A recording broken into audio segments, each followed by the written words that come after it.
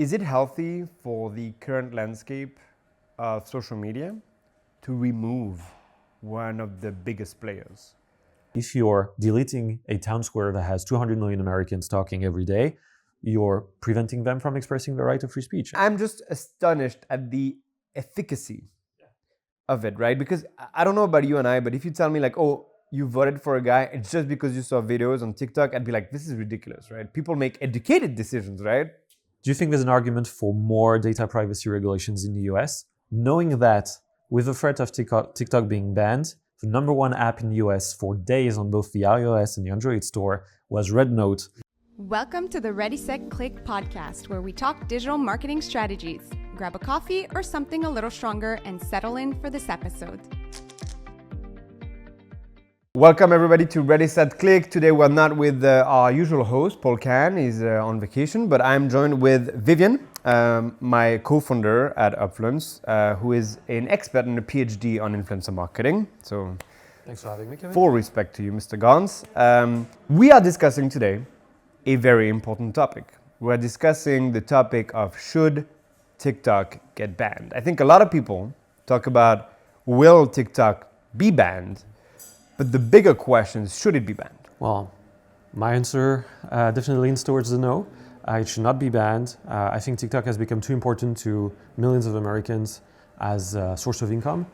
And that would be very disruptive to the economy, especially to the creator economy, which has been becoming a powerhouse on the macro trends. And so short answer, no, but happy to expand on that.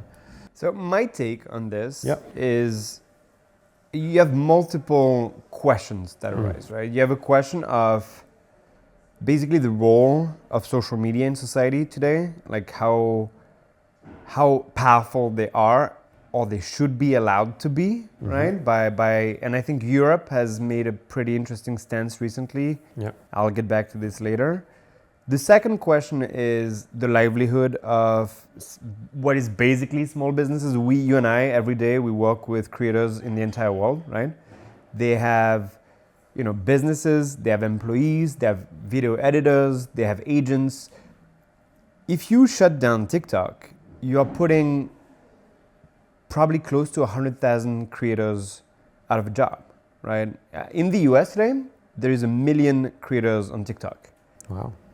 It's easy to think that at least 10% of these make significant revenue from their activity.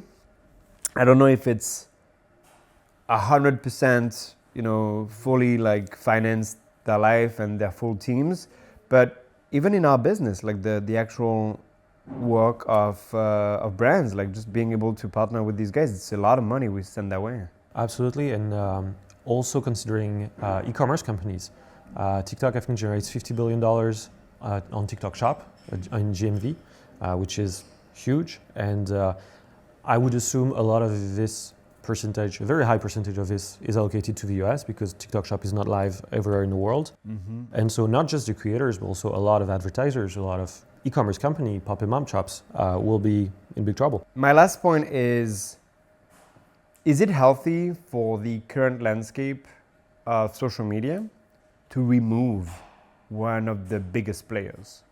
Wow. I mean, competition is good, right? Not if you ask Mark Zuckerberg. Sorry, Mark. Yeah. No, I agree with you. Competition is good. I think TikTok has been so important into defining the landscape, the social media landscape. I think all of the incumbents, the YouTubes, the Instagrams, have actually TikTokized themselves to be feed first, to be algorithm driven, and I think people have benefited from this. And having competition is clearly good. I don't know what your take on this, but my take is that, so Vivian and I have been at Upfluence, so working with brands, trying to create partnerships between brands and creators for almost more than a decade now. And before that, we had an apparel company together, so we were selling men's clothing items online, and we were doing influencer marketing back then too.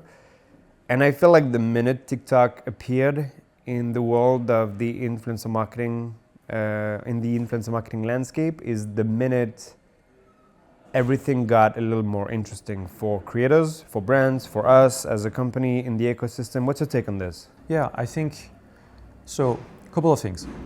I think TikTok has been great at incentivizing creators on the actual content being performed as opposed to the audience, right? All social media used to be the bigger your audience, the larger your reach, and this is a direct function, one or the other. With TikTok, it was no longer the case. Someone with a very small community could actually reach viral level of spread. And I think that has changed the game, and that's really liberated the degree of freedom and creativity that a lot of creators had.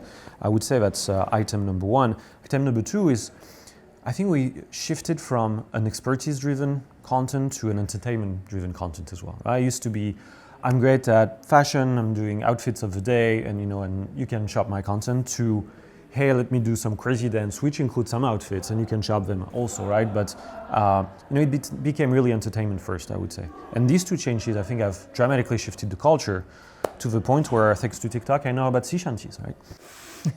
It's a good example, right? And I've learned to make new ones too, so it's great. I agree with you. I think also it pushed Instagram and YouTube. I think Instagram and YouTube, because and especially YouTube here, because they're so much older, they were kind of influenced by an older generation of YouTubers that were just trying to keep their dominant position alive, right? So they wanted to remain at the top. And so YouTube had a really hard time implementing changes, like changing the way content is showed to viewers. And so the subscription feed, which orders your content in order of recency, became kind of the recommendation feed now, which also has content from outside of your subscription, but also has no content from some of your subscriptions, right? So it shadow bans some accounts, right? At least for you and according to what you view. So it pushed all of these networks to be a little more open. And I think that has been great for creators. I think on the brand side, it also opened a tremendous amount of inventory. It didn't really decrease the cost of influencer campaigns, but I would say definitely increased expectations on the side of the brand in terms of content quality, in terms of ROI. Have you seen that? I mean, I have seen this. So I certainly have seen this. I think it made the whole thing more meritocratic from the creator. And I think on TikTok, we've seen a lot more willingness from creators to work on a performance-based basis, because the guys are confident in their content, in their ability to deliver, in their ability to drive actual business outcomes, as opposed to the old way of influencer marketing, which was, you pay me for my work, I will produce the video, and whatever happens, happens, right? But to your point about YouTube, I think this is a very great distinction in the sense that I think YouTube had probably the smartest relationship to creators for a very long time than any social media platform, because it chose very early on to share the ad revenue, which no one else did. And they had all these programs and the play buttons and the awards and the gamification to really create that tight-knit community of creators. And I think it was both their greatest asset and their greatest liability, because most of these guys were so benefiting from the status quo that transitioning more of a feed-driven was a bit of a cost to them, and so there was inevitably some pushback, right? Yeah, if you were YouTube royalty from 2018, you definitely were not happy about the changes that they made, right? Sure, even the shorts, right? Learning how to make new content, right? These guys used to have a format, 15 minutes, 12 minutes, I do X, Y, Z, and as you said, it was very kind of professional, or they were very thematically focused. It wasn't always fun. And I think you had these new kids coming in, doing stuff they didn't know how to do, on a format they didn't know how to do, and they were like, well, it's not good for us. So there was a lot of pushback, actually. I think a lot of creators were really upset when they first released the recommendation feed. And as somebody that has seen the space for many years evolve, I think overall this has refreshed the pool of talent for YouTube, and it's been a great thing. 100% agree. So that's on the pro side, right? So it's I think the entire world benefits from a more open or a more multipolar, a more multipolar world when it comes to social medias, right? And I think today you really have in the creator economy world, right? So I'm gonna move Twitter a little bit aside from it, but maybe not too far from it.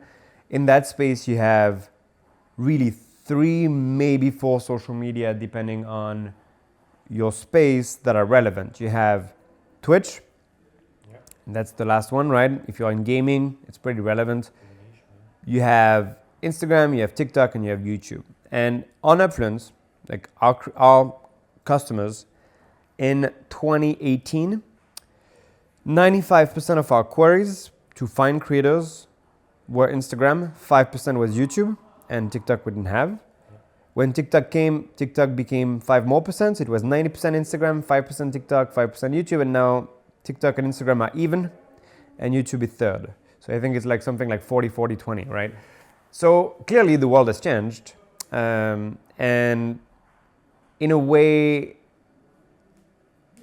I don't think at the end of the day, because just for that, in an ideal world where all social medias are like equal, right? And free, and non-influenced by governments, I don't think any social media should be banned. I think our goal should be to have more and more social media come in. But, because there is a big but, right? I want to bring up the case of the Romanian election. And for the people listening to us today that might not know about it, so in Romania there was an election, a presidential election, and there was this far-right, radical candidates pro-Russia, which in Europe is a big topic, and you're from Europe, so you know this. And he was an unknown candidate. He was polling in the single digit. They run the elections, they release the results, and this guy wins first round. And European elections have 2 rounds of voting. There's a runoff, yeah. Yeah, there is a runoff. And so at the end of the day, they ended up investigating, figuring out that there was massive manipulation of opinion through TikTok by state actors, mostly Russian and potentially in cahoot with TikTok.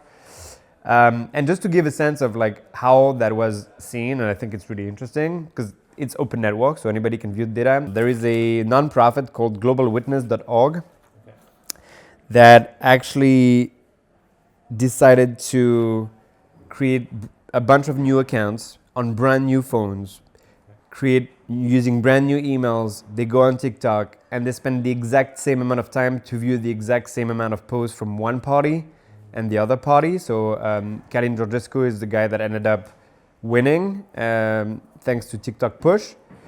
And they realized that over 3 days before the election, if you followed, if you were on TikTok, you were between 5 and 16 times more likely to see content about Călin Georgescu than anybody else, right?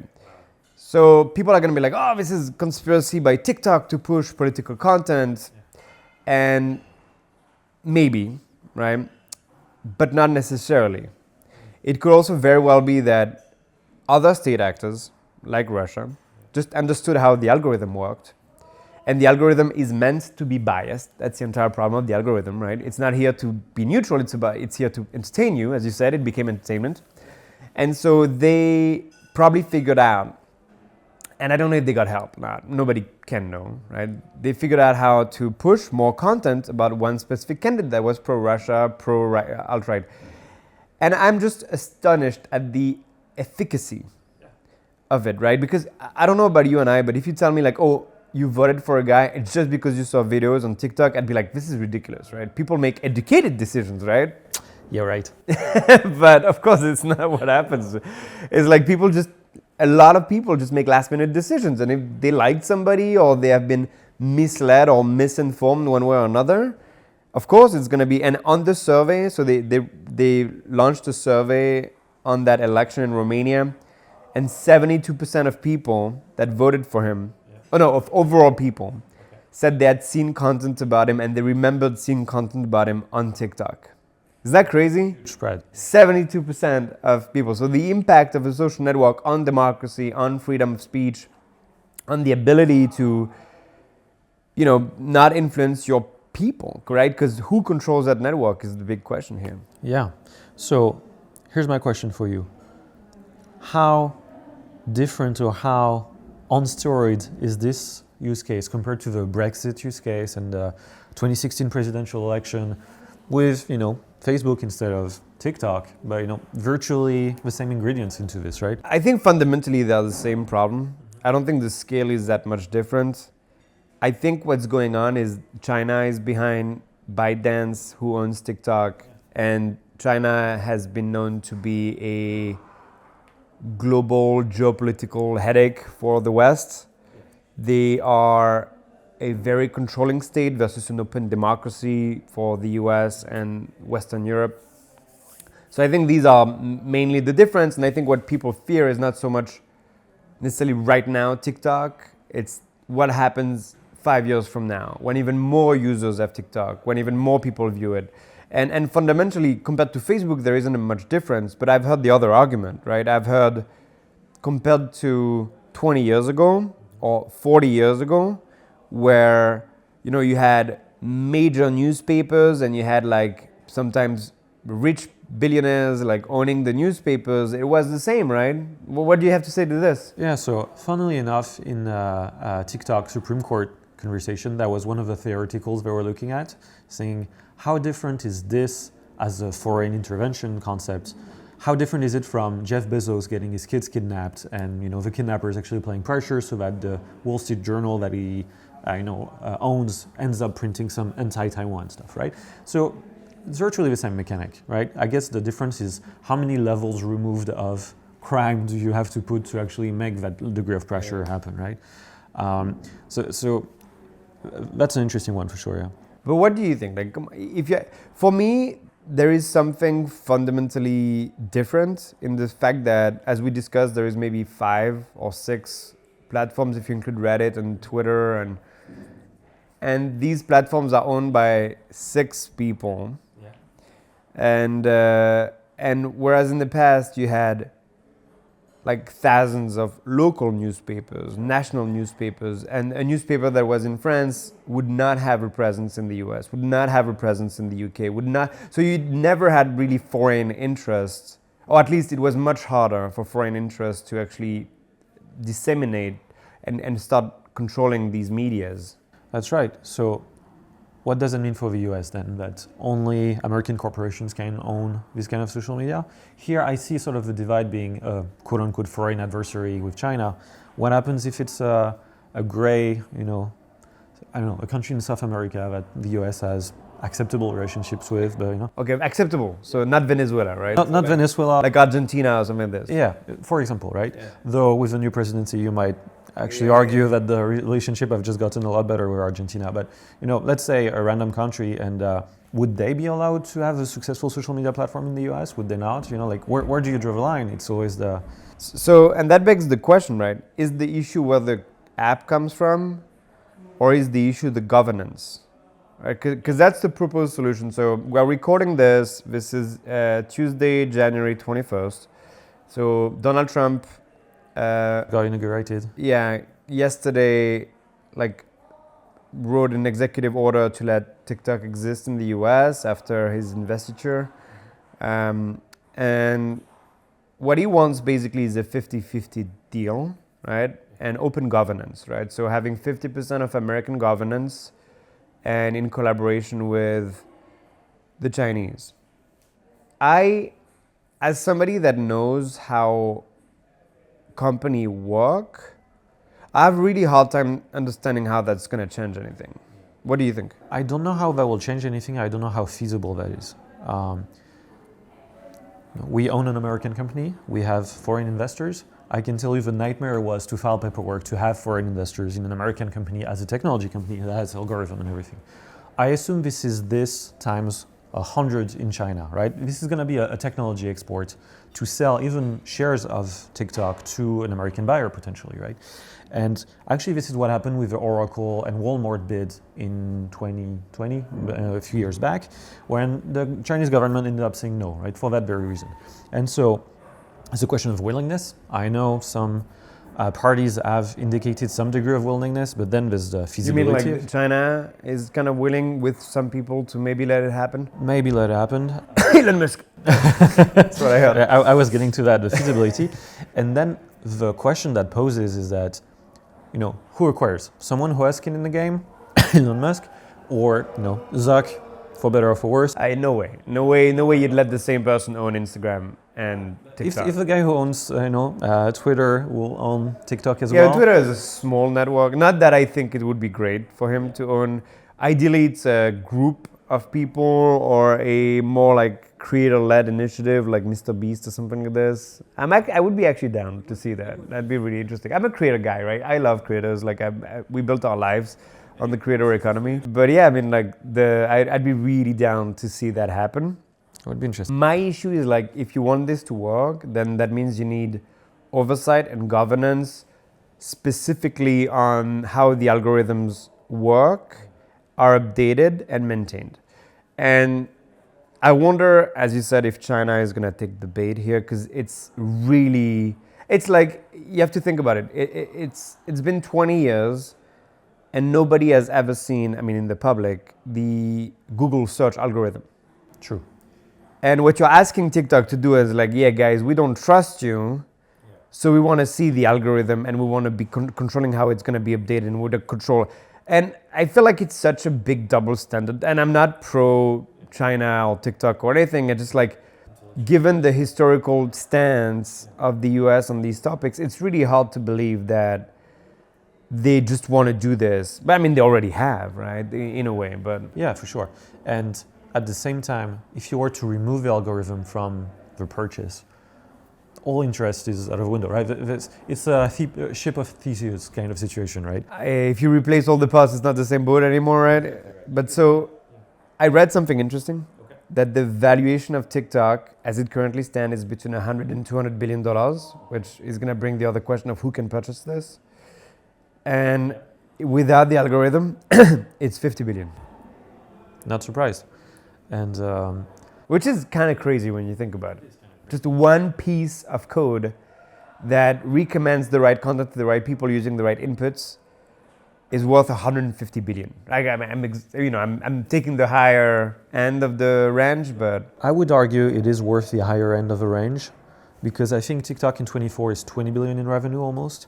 I think Meta trades at almost 10x enterprise value to... And Meta doesn't have as much growth. Not nearly as much growth, not nearly as much time spent on device, on the app, not nearly as much engaged audience in the Gen Z, which is going to be a growing part of the population. So, if you want to be 20 times instead of 10x, maybe, 12, 14, 15x, it could be actually worth more. Okay, so let's imagine tomorrow you have all the money you want. And you can buy any social network. Do you pick TikTok or Twitter? Oh, TikTok, 100%.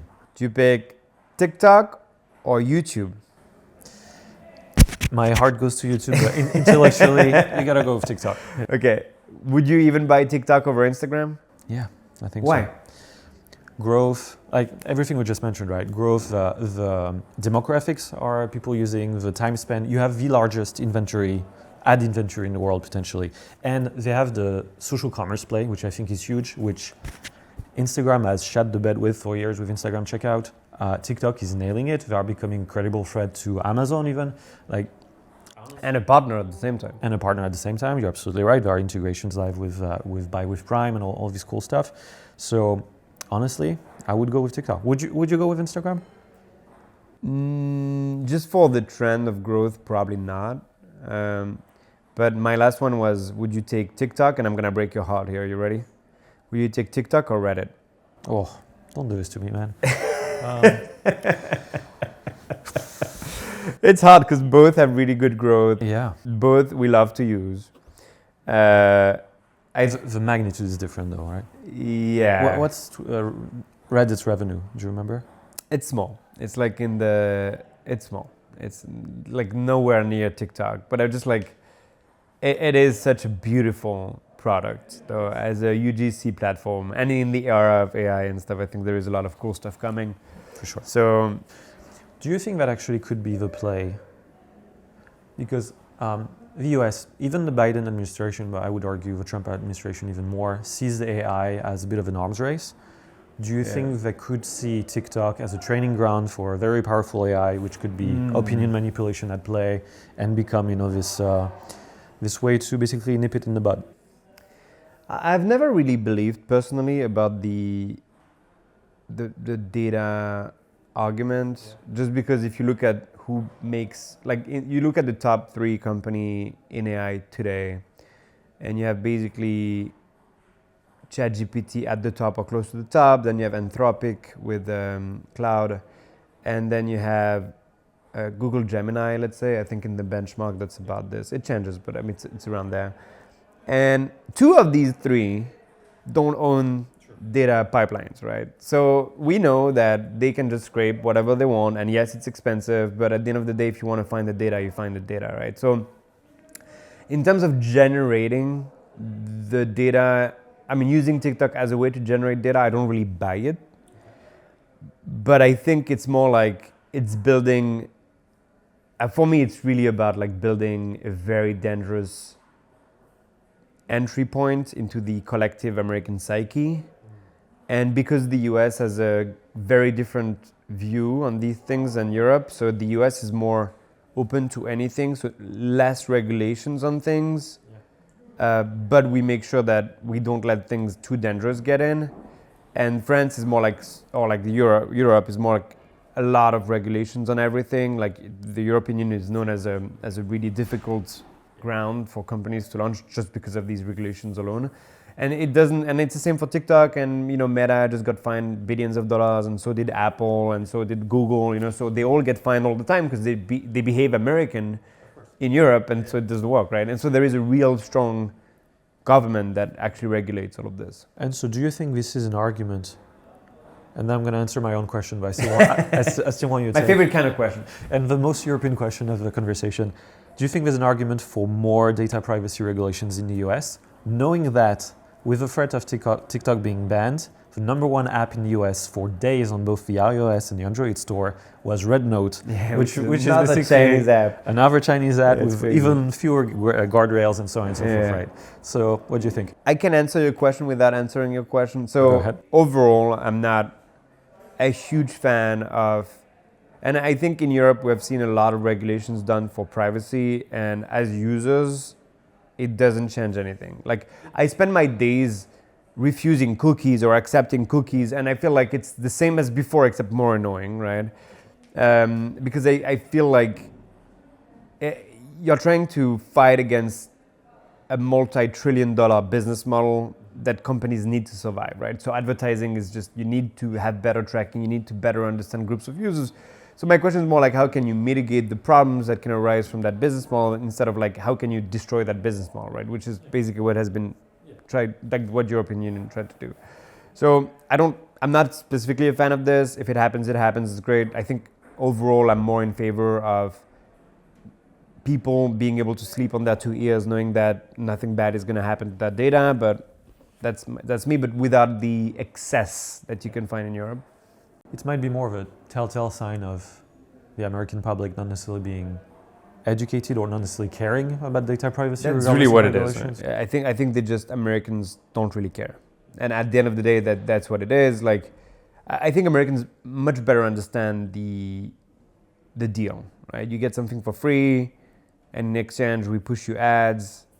I see a lot of people actually enjoying the ads they see and buying a lot of products on these ads, which is why the US is a much better market for like a brand to launch, for example, just because of the audience you have is totally different.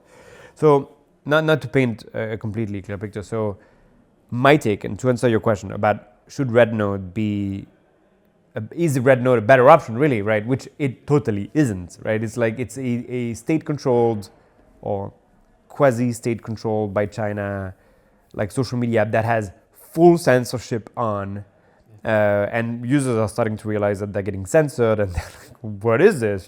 Free speech, America. You're like, well, no, you're in China, boy. So like, calm down. It's like you can't say these things, and I think at the end of the day, I'm wondering how realistic the global internet is as a concept today. China has its own internet, basically. You would go on the internet in China and you would not recognize a single website or app. The US and Europe have basically the same internet, but definitely there are question marks here on the strength of that alliance.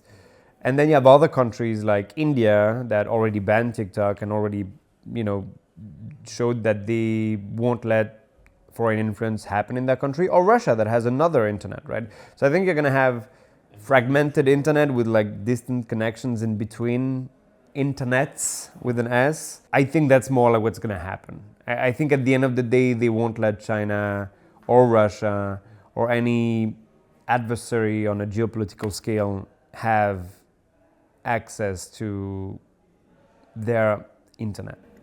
Makes sense. And in a way that's incredibly hypocritical, the US is ready to neglect free speech, which is exactly what's being reproached to the Chinese government for TikTok and potentially banning it, so on and so forth, right? What do you mean about that?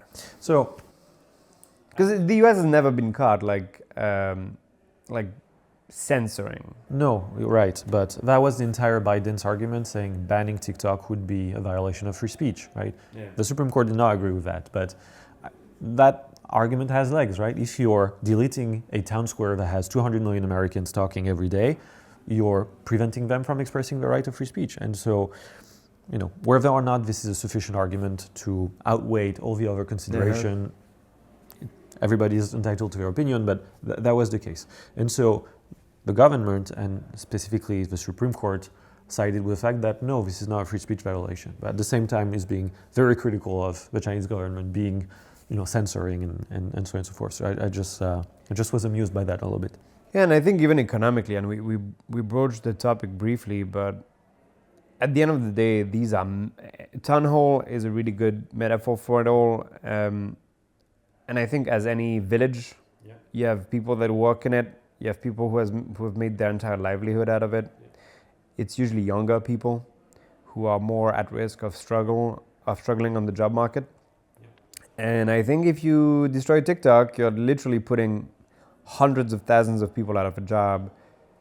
And that's a little unfair. So I hope I actually don't mind. I am overall, to answer the final question that we asked at the beginning, I'm overall in favor of keeping TikTok as an app in the US, just because I think probably number one for me is the importance of having a diverse ecosystem of apps that we can use and push innovation forward. That's the first thing.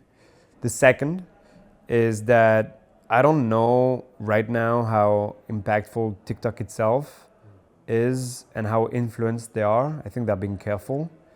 But I think it's more like other actors are figuring out how the algorithms work.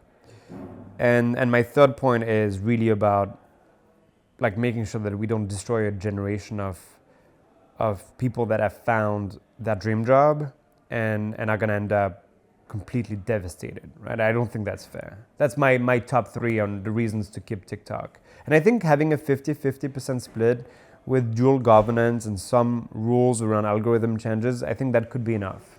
What do you think? I agree with everything you said. I would add a couple of things. Number one, most of the arguments against, pro banning TikTok, data privacy, foreign interference risk, the same could be said about the domestic platforms, right?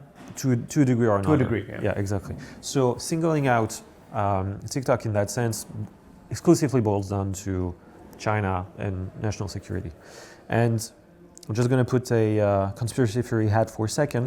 We're going to go for Let me bring my aluminum foil. Yeah, Okay, exactly. I have it on. Let's do it. So very different audience for a second. But what I'm curious about is if you look at the recent history. So during the 2016 presidential run, basically Trump tried to pass an executive order banning TikTok. It got kicked for mostly legal reasons, not really subject matter reasons. Then there was an inquiry from Congress, didn't go anywhere. Fast forward to last year, basically Congress gets a security briefing on TikTok. And in a year of a presidential election where politically people are extremely divided, there's a 50-0 vote in favor of banning TikTok. Yeah, which so then they probably becomes read stuff that we don't know, right? They probably read stuff we don't know that is a sufficient concern for people to put their differences aside politically, which is a big thing in the US, to actually work together to achieve whatever we're having right now, right? So I still think there's something we don't know, we probably will never know, or in a very long time, that might change a little bit my opinion if it were public. But based on all the information I have, 100% agree. Do you think the way they are currently looking at it is enough to split the ownership? What do you mean?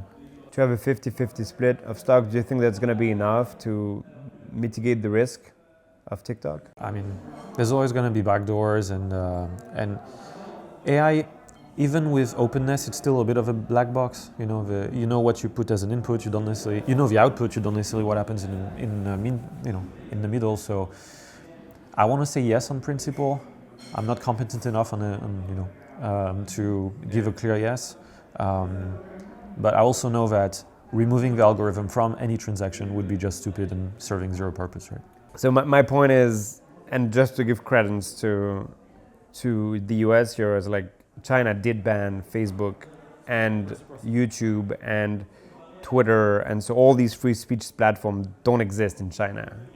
And I think it is fair not to tolerate a country that is intolerant at the end of the day, right? Absolutely. So I would say that overall, I hope that TikTok will stay in the US for the reason we mentioned.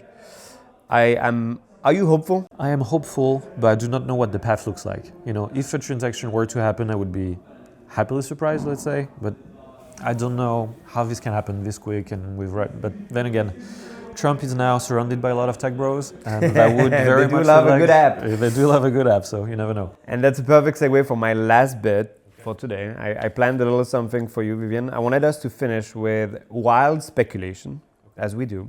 So put your tinfoil hats on, guys. Considering TikTok is worth $200 billion, who or what do you think could buy 50% of it? So would we talk about 50% of the entirety of TikTok or just US TikToks? It's US TikTok. So TikTok has 2 billion active users, 200 in the US, so 10%. That being said, they are by far the most bankable. All their TikTok shop, RM is there. Let's say it's worth 100 billion, just for the sake of it. We'll sum it up because I don't think Europe is that much of because they don't have TikTok shop, they don't have a lot of other things, right? I would be willing to go as high as 50% of the market cap. Sorry, I mean who or what? Who? Okay. So, someone who clearly, I don't think anyone has 50 billion on hand, liquid. So someone who has ability to raise a lot of money. It would be more like 100 or 100. Yeah, you're right. If it's 50% of 200, you're right. Could be the usual suspects, the Elons. It's the most likely scenario, just because of the likely. connection to Trump, probably. Larry Ellison did make a bid in 2020. It feels really weird, though. It feels they don't have the DNA. I agree. But it was with Walmart. There was clearly a so social Walmart, commerce player. Yeah, right? Walmart definitely. So that's an interesting road, right? What about the big social commerce players? What about a Shopify? So Shopify would be interesting. I would have gone more Amazon because they have the social network DNA with Twitch. And they only have Twitch. And yes. So it's small. It's small. And Bezos could be a really good. Yeah. I mean, Amazon, it doesn't really work there anymore. Yeah, officially. true. But he has some spare change in his pocket. So your money is on like Bezos or Musk? If I would edge the bet, I would go Bezos. But in all likelihood, it's probably going to be more Elon. We'll see. What about Apple? I thought about it. They have always stayed away from the social media world, but I feel like they are the only one without a platform. And they could be like, they also shed the bet on AI, so they have to get in one of the trains, either to be really good at AI or have a social media play. Could be. A consortium of private equity firms, stuff like this, unlikely, no? I see that less. Yeah, I saw the Shark Tank guy, what's his name? O'Leary. He apparently spent the week in Mar-a-Lago trying to sway Trump, so I don't know, he might be able to. It's expensive to sway Trump, it's $1,000 a night. It is not cheap. But he's Mr. Miracle for a reason, right? Yeah, I mean, I'd love to see that. Who would you? Okay, now, so that's your most likely scenario: Jeff Bezos, Amazon. I didn't think about it, but I think it's possible. Yeah, it's possible.